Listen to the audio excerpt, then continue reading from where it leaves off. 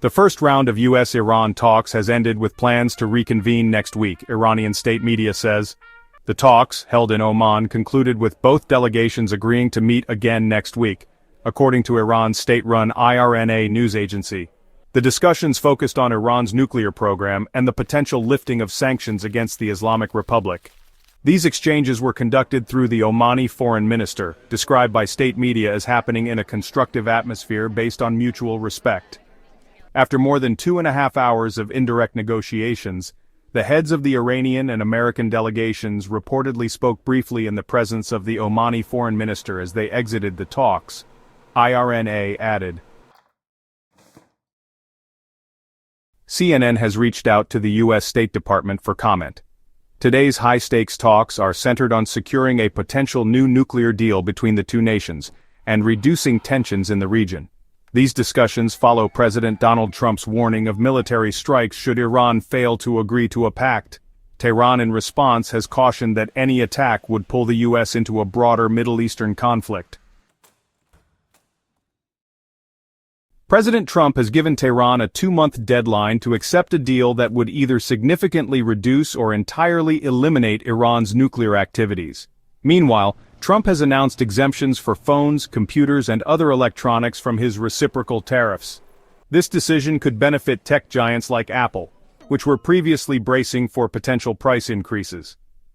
The exemptions come after a particularly volatile week in the markets, largely attributed to the president's ongoing global trade war.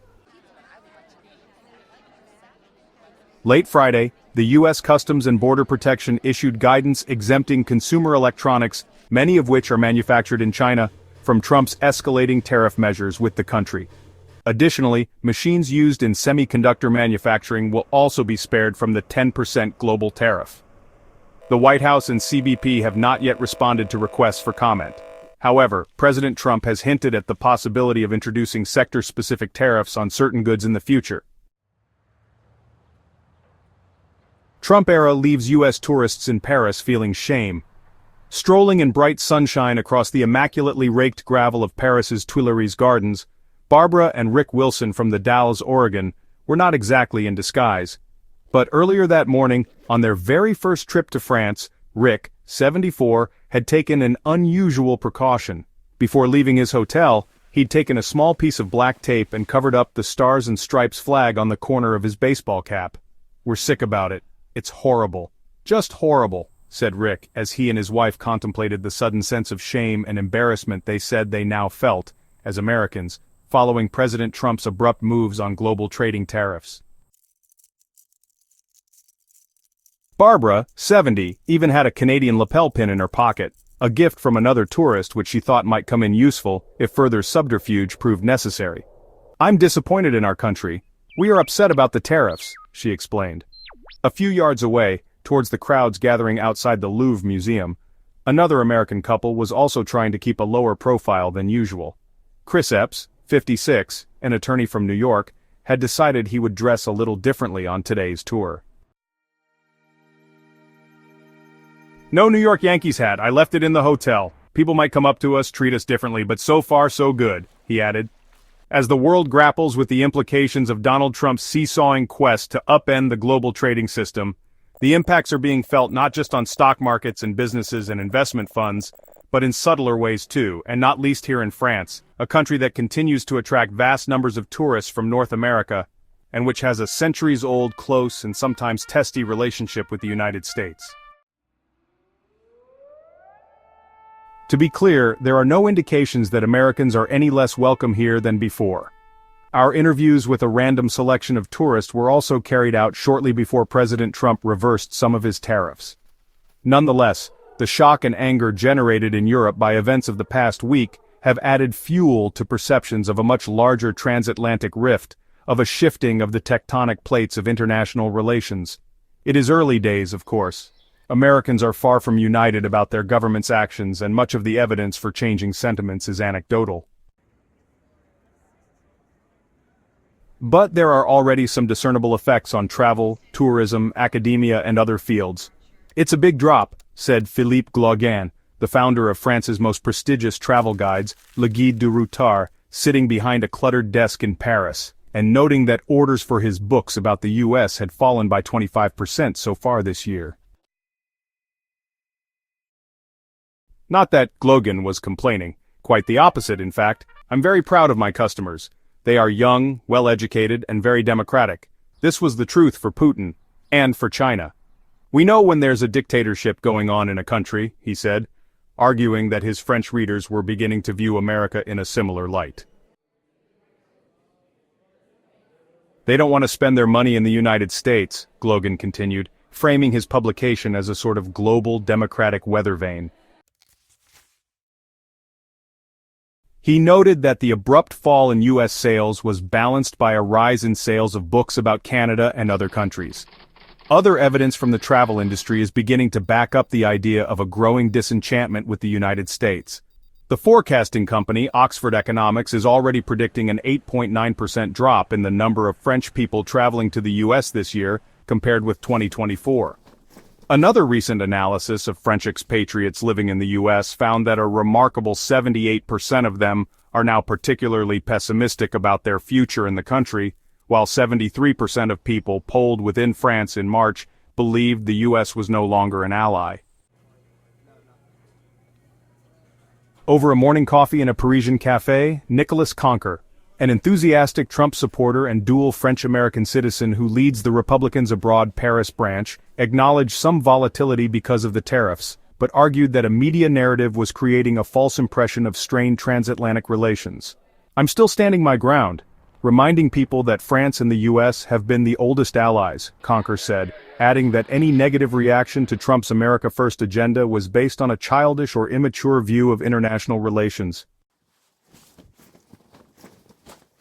Everyone knows that we have to have strong sovereignty, strong patriotism, and that, as Trump supporters go for America First, we would expect that European governments would also promote UK First, Germany First, France First, said Conquer. But concern about the Trump administration's recent actions and rhetoric, not just in relation to tariffs but also regarding Ukraine and Greenland, is widespread across France and hard to miss. Politicians, newspapers, and television talk shows have all been busy dissecting the changes, often in a tone of bitter disillusionment. In practical terms, the result has sometimes been to offer support to perceived victims of the Trump administration, with French scientific institutions backed by the French government beginning to offer places to American researchers who've lost their jobs due to cuts in government funding. Elsewhere, there are indications of nervousness about simply traveling to the U.S. A prestigious social studies institute in Paris recently sent its students a warning, following reports of foreigners being questioned about their political beliefs and refused entry. We urge you to be extra vigilant when traveling abroad. It is important not to travel with your usual equipment but to use a shared computer containing only data necessary for your stay and no sensitive data.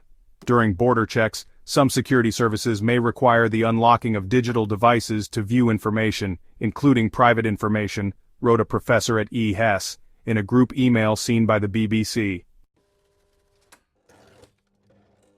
Relations between Paris and Washington have survived many previous shocks, as for instance, American taunts about cheese-eating surrender monkeys following France's decision not to participate in the 2003 invasion of Iraq, or the more recent spat-over calls to return the Statue of Liberty.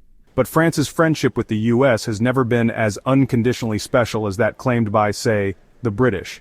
The French may adore Hollywood cinema, country music, and the allure of the American dream, and celebrate ties that date back to America's War of Independence, but they have kept some distance too, shunning what's known here as le wokeisme, and today, more than ever, celebrating President de Gaulle's determination to build an entirely French-owned nuclear deterrent separate from both NATO and the U.S.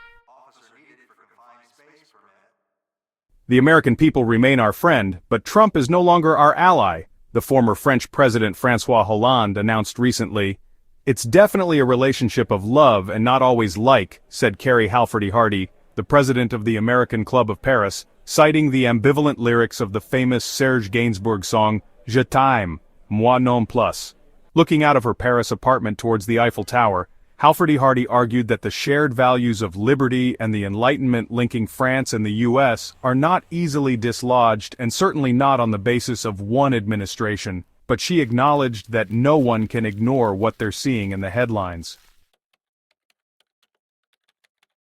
The Trump administration to exempt smartphones and computers from China tariffs. An announcement on Friday said tariffs would not apply to devices and other electronics such as memory cards.